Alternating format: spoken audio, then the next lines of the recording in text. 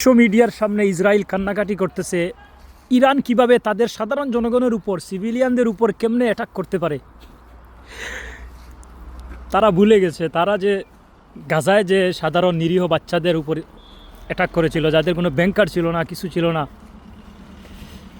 মহান আল্লাহ রব্বুল আলামিন পবিত্র কোরআনে বলেছেন যে ফামানি আতাদা আলাইকুম ফাতাদা আলাইহি বিমিসলি, যদি তোমার উপর কেউ জুলুম করে তাহলে তুমিও অনুরূপ করো।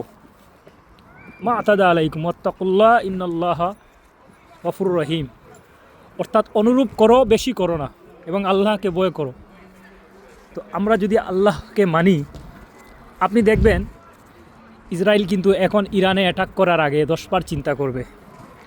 এই যে ইসরায়েলের জনগণ বসে বসে গাজার নিরীহ বাচ্চাদের মৃত্যু দেখেছে, কিন্তু তারা কোনো অনুশোচনা বা এটা যে কত মর্মান্তিক এটা কোনো রিয়েলাইজ করতে পারেনি, এখন সেটা রিয়েলাইজ করতে পারবে। অতএব আমরা যদি কোরআনের ইনস্ট্রাকশন মানি আর বেশি ভদ্র লোক না হই, জুলুমের বিরুদ্ধে যদি আমরা অ্যাকশন নেই, তাহলে আমাদের উপর জুলুম অনেকটাই কমে আসবে। ফুটবলে একটা কথা আছে, আমি ফুটবল খেলতে আসলাম, যে attacking is the best defence. অর্থাৎ আপনি যদি ফুটবল খেলায় উঠে প্রতিপক্ষ টিমকে অ্যাটাক করেন, তাহলে এটাই আপনার বেস্ট ডিফেন্স, কারণ ওরা ব্যস্ত থাকবে ওদের নিজেদের রক্ষা করতে, আপনাকে কী গোল ওরা দেবে।